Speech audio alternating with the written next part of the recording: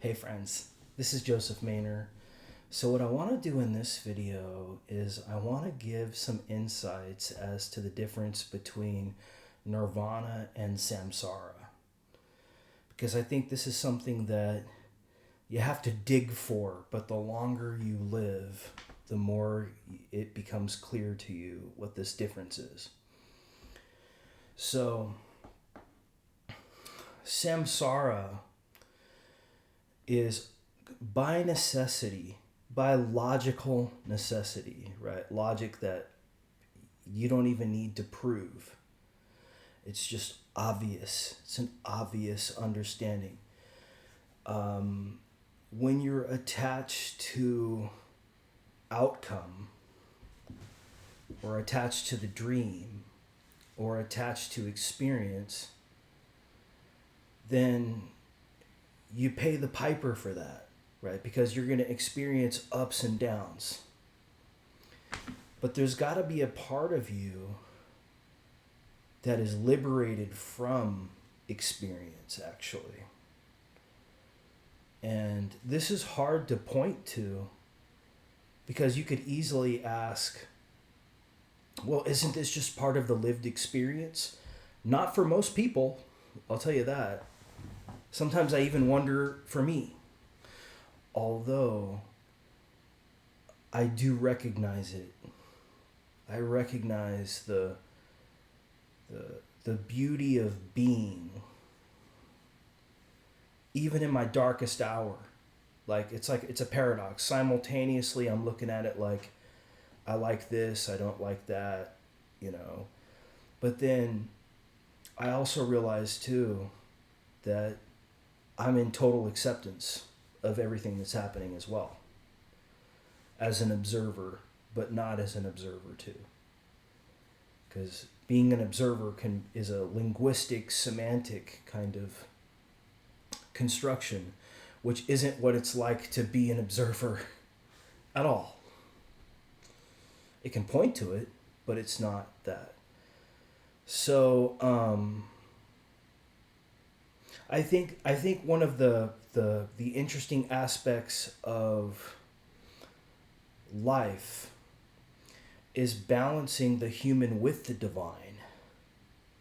Like on the one hand, we do have goals that we want to achieve. We do realize that there are people who are like for us or against us, and we're engaged in this game of who's good or who's bad, which ultimately ends up in just a total distraction because you're not even really controlling what you're doing and you're worrying about what other people are doing, right? It's like, okay, that's distraction to the power of two, right? If you want to use a mathematical analogy. You know very well what you want in your life and what you're comfortable with. And so from an existential perspective, there really is no argument. The only argument is, am I wasting my time? Am I not wasting my time dealing with these stupid people? Now, one can try to convince you, try to like put a crowbar underneath your intuition and say, well, you might be wrong, but maybe they're just stupid too, right? I mean, you have to get to the point where you like thoroughly understand and follow your own intuition. Period. And know what you're about. I mean, are you a session musician or are you a bandmate type? Because, okay, so now we're moving into the relational register. And so, certain people, they want to run a tight-knit, kind of thing with themselves perched at the top as being the all-wise master. And we all want to do this, actually. Every ego wants to do this. Some people are successful at this, right, in their profession, for finances, relationships, health, the kind of three practical areas. And just know that, like, when you relate with people like this, they're not going to accept you, right, for who you are. They're going to accept you for what they want you to be. And so the corruption actually is when you go from the existential to the relational without understanding. So in other words, you get sucked into somebody else's system where somebody reprograms your mind, basically, to reprograms you or tells you you're good or bad, tries to virtue signal, to you, but really from the existential perspective, there's nothing here but me. There's nothing here but my life. Not my spiritual woo-woo life, like my practical, actual life. There's nothing here but that. Okay, so I think that the relational can actually be a little bit detrimental to health. Well, just like the existential can be. You guys should watch my last video where I, kind of introduce and outline these. But the existential can be a little bit detrimental. So what I'm going to do is I'm going to take a break. I'll come back and we'll run through these. Just give me 1 sec. All right, friends, welcome back. So let's go through this. Let's take a tour, right? As me as the tour guide. But you could very well be a tour guide too. See, that's what I'm trying to show you, is that you're the tour guide. Follow your own intuition. But what I'm going to do is I'm going to tell a story now. And I'm following my own feeling about what's right or wrong. Even not that, right? Not that too, right? Just it is what it is. But there is an intention here. It's more of an intention just to see what happens. So it's so funny that the existential perspective, it seems to have a little bit of the divine in it too, because the existential perspective, even though I associate it with the body, the existential perspective is all about, don't try to bullshit me out of my intuition about something. Your pretense is that you think I'm stupid, right? That's strike one, right there. Strike two is that you're not friendly toward me, okay? And then strike three is that you actually insult me, like from an existential perspective. We're talking about and you know what? If people do this to you from an existential perspective, you should look at it like, thank you, right? I mean, you can take a perspective where it's like, if somebody tells you that they don't like you, and not so many words or with their deeds. Let me just move this light over. The light's a little weird, man. Always. But if somebody tells you that they don't like you in some way, shape, or form, it's like, thank you very much. You made my job so much simpler. Because I want, from an existential perspective, I want to be around friends. And this is not something that is egotistical. See, this is the thing. A lot of people think, oh, this is egotistical. No, it's not egotistical, and I'll tell you why. Because you want your energy to be positive. If people are fighting with you, then that's a distraction. That becomes a block. And there has to be if you're a rational person, you have to look at it like, if I'm going to be subjected to this fool from your perspective, there's got to be a greater good for it. If there's no greater good for it, right, you're just going to be like, avoid. That's all that is. So from the existential perspective, if somebody doesn't like you, it's like, thank you for telling me that. That's knowledge. That's actually good information, because I want to be around people who do like me, ideally, so that I can be open and creative and not be shot at, right? Or daggers, with the eyes, or somebody doesn't like you due to some kind of personality conflict or something like this. Like, okay, that's fine, right? You don't have to like everybody in life, and that's one of the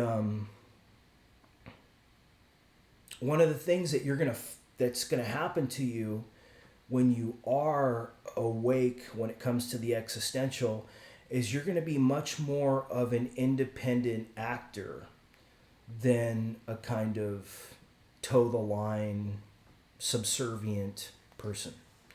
You just are, right? You're going to have solar plexus integration, you're going to have throat chakra, you're going to have a lot of the masculine. And so you're more like an expert. Okay, like you've integrated the individual, so you're more like an expert or like a session musician, much more so than you're a bandmate. Okay, and you have to accept this about yourself. And people are going to find all kinds of clever ways to attack you here. They're going to say you're egotistical, they're going to say you're delusional, they're going to say that you're playing mind games, when that's actually what they're doing. Okay, but they have that in their shadow or just somewhere up their ass or whatever, who knows. But the bottom line is, thank you for telling me that you don't like me. Thank you, right? That's good to know. That means I don't have to waste any more of my time paying attention to you, right? Maybe or maybe not, it depends. But ideally, as a creative agent, you want to be around people who do like you, or appreciate you, at least in some kind of zone of expertise. And then that gives you the encouragement, the motivation to solve problems that benefits them and you, and everybody wins, right? That's what you want. So that's the existential, and what I noticed that violates a lot of the existential is when somebody tells you that you can't, right? You can't. They give you some language like you can't. It's like, that's not for sharing with me. You're sharing with me Joseph Maynard can't? How does that help me? Like, so I'm sitting here, right? Just kind of experiencing my life. I already have my own thoughts that are running through my mind, right? Just like everybody else, pro and con. And then somebody's telling me, you can't. I'm thinking to myself, like, you're stupid, right? I mean, just ridiculously stupid. Because instead of focusing on the I, they're focusing on the you. No, what you should really be questioning is, I can't. And I'm projecting that out onto other people. And some people have like kind of made fun of me for this. It's like, learn how to say I instead of you. But this is exactly where it fits. When there's conditions for this. Okay, so condition number 1, somebody is holding themselves out to be an advisor or a teacher. And 2, they're saying, you can't. Right? Like, you can't, it's impossible for this, or you can't do this without that. It's like, dude, go away and fix your own problems, right? That doesn't help anybody. What you're doing is you're projecting limitation outward. And I feel like I understand why these people need to do this, right? Because they're focusing more on the relational realm, where they view the existential realm as a threat. So the existential realm has to be kind of like shut down in order for like shitty relationships to persist, right? Like if you're in a bad relationship, let's say that you got married young or something like that, and your whole worldview is going to have to be centered around being like super airy-fairy about relationships, because you don't want to admit that your relationship sucks, and actually the best thing you could ever do for your life would be to like break up with this fool and then go your own way, but you can't do that, right?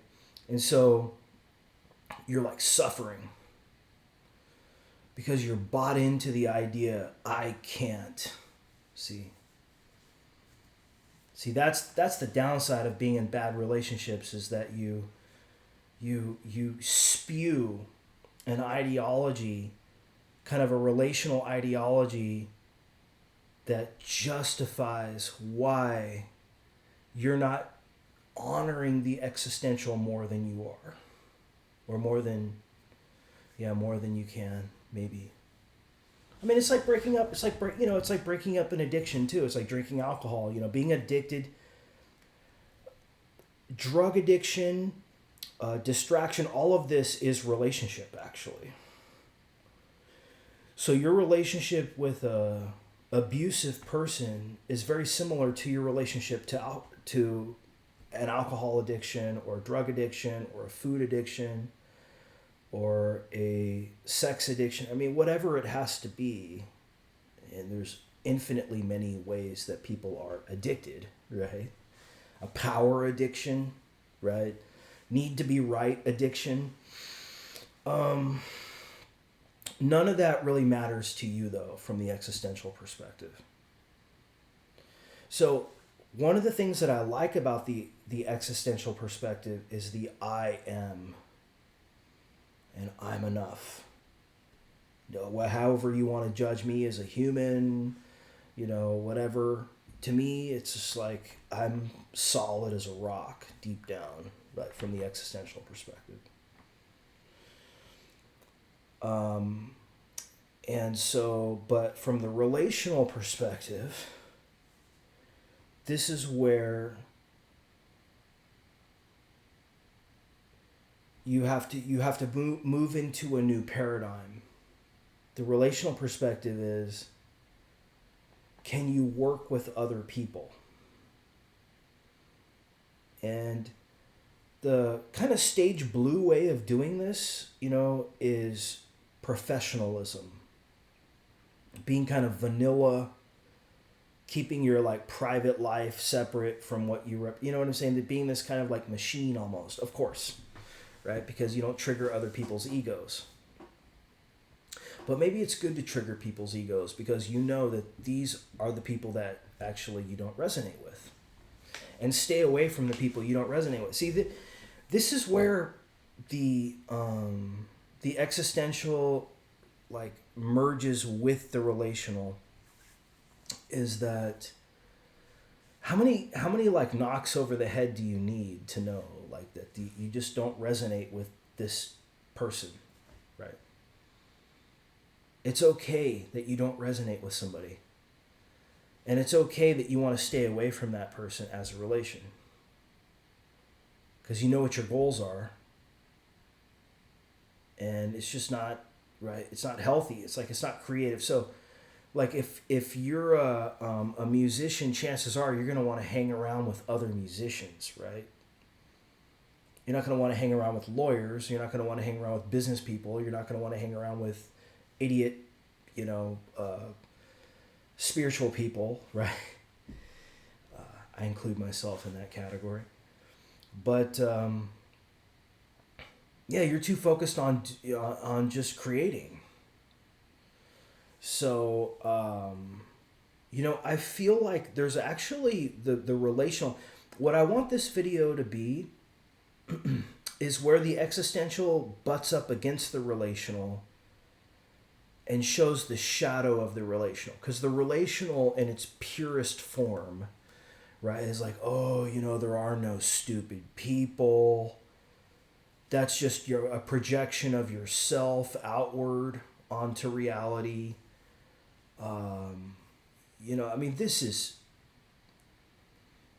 This is theory, first of all. Because I got to tell you that stupid is actually an overbroad term. Okay, because you have intellectual stupidity and then you have character stupidity. And they don't go together. So for example, you can have intellect without character, or you can have character without intellect. Character means that you're an honest broker. Character means that you want everybody to win that's relating with you. Ideally. Character means that you see the good in people in the first instance instead of the bad. And that you're coming from a place of abundance. Intellect means that, actually, what there really is there's intuition and then there's reason, right? To look at Spinoza's epistemology. So intuition is fundamental. Intuition is like trust your gut, right? Because your gut is always right. Even when it's not right, your gut is right. I hate math. Yeah, because math is fucking stupid, right?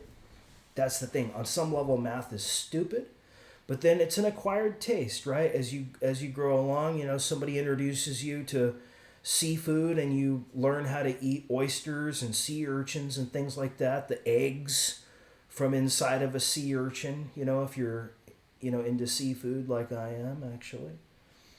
So I'm learning about eating different kinds of seafood now. From crab to lobster to oysters, clams, mussels, sea urchins, stuff like that. I mean, you have to know like what you eat out of these things, what's edible and what's not edible. And, but not everybody likes seafood, right? So for me, this is very interesting. For other people, it's like, right? They want to kill themselves before they ever ate, like a catfish or something like that. So, which is not seafood actually. It's more like fish. But something like eating sea urchin, the roe or the eggs from inside of a sea urchin. And being able to appreciate that, right? That's not for everybody, but it's actually a delicacy. It just depends. So we're all different in terms of what we like. And I think one of the things about being better at the relational is openness and acceptance and realizing getting out of this hierarchical mentality, this like top-down mentality, or this very kind of bureaucratic mentality, and having a more collaborative mentality. And this is hard for like know-it-all people to do, right? Because oftentimes know-it-all people, they tend to be successful because they can build a system, like INTJs, right? They tend to be successful, they can build a system around themselves. But they have to be sitting at the top of the pedestal as the leader. They don't know how to leverage collaboration. So they're very much operating from the existential and the semantic. So the body and the mind. What they don't understand is the relational. So to motivate somebody from a relational perspective is basically not to find fault with people. See? So again, this video is about looking at the intersection primarily between the existential and the relational. But to get to the relational perspective, you have to not be a fault finder or a fault seer, almost. It's like that famous monkey thing where it's like see no evil, hear no evil, think no evil, say no evil, whatever. Right. And what this does is this just allows people to be themselves, and you become the kind of person who is actually attractive to everybody because you're non-judgmental. Now, the downside of this type of person is that they are judgmental. They're judgmental about being that kind of a person, being the relational person, the person who gets along with everybody, and they will have an ego backlash. If you trigger them, they will have an ego backlash, just like everybody else. Although, in a way, they're more advanced than a lot of people are if they've also integrated the existential and the semantic, which isn't always the case. But these are the people who really just have nothing to say, right? They're just living their life. They're not commenting on online forums. They're not, right? They're just like, what's up? What's going on? You know, basically. They look out into the world and they see, right, just reality. That's all. And they're not, even their own life, they can see ups and downs, and they can realize too that it doesn't matter. Ultimately, everything is going to be okay because I understand from a relational perspective that I'm all good, right? There's nothing lacking in me from a relational perspective. And just to give a little bit on the semantic to round out the video, I think intuition is a lot more important than reason and stories. Like, if you can learn how to trust your own intuition and to fight for your intuition, I think you're a step ahead when it comes to intelligence. Logic, reasoning, it's sexy, right? It's something you can, it's like a magic trick or something that you can use to entertain people, but really it's irrelevant most of the time. I mean, Spinoza understood this when he put intuition over reason. And then sense experience was below reason for Spinoza. Which actually, interestingly, is something that stuck with me, actually, believe it or not, even though I've kind of transcended Spinoza's philosophy a lot. I mean, that one thing, right? You can see Carl Jung picks that up too, the primacy of intuition. Because there's going to be a lot of people who are going to use semantics to try to undermine your intuition. And you have to be able to, what truth is knowing what is bullshit and what is not in your own life. That's the deepest sense of truth, really. To know this is a bad idea, this is a good idea. Anything else, it's just conversation. So, from a semantic perspective, the most important thing is your own words. With ideally like a generous, light, and entertaining delivery, which isn't always possible because we're enraged a lot of the time too, and that's fine. I mean, actually, people that are enraged, they're actually more popular than people who are calm. But I think this focus on being calm too is ridiculous. I mean, but realize this again, just to reiterate, that if somebody tells you that they don't want to relate with you, thank you. That solves it. I mean, there is no further mystery there, right? Now, in reality, they do want to relate with you, but you don't want to relate with them. And the reason why is because I think from a relationship perspective, like looking at it from the human, not just from the divine perspective, but from the human perspective, the more people that you can relate with that are friends and that actually like you and respect you and want to align in a win-win relationship with you, the better. So if you find out that somebody has a problem with you, it hurts, right? The rejection hurts. But realize that it's not it has nothing to do with you, actually. See, this is what a lot of these depth psychologist people want to say, well, that's just your projection. You're creating that thing where there are people against you. You're paranoid.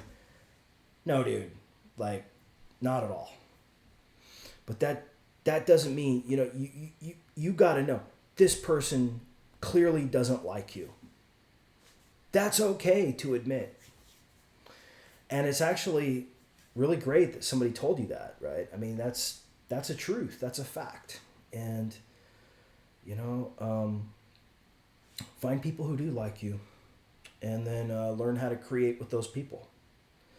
Okay, friends, hopefully this was a good video. I tried to be diplomatic in this video, but I also tried to make some points too. So hopefully, this resonated with you a little bit. I'll talk to you in a week. Take care.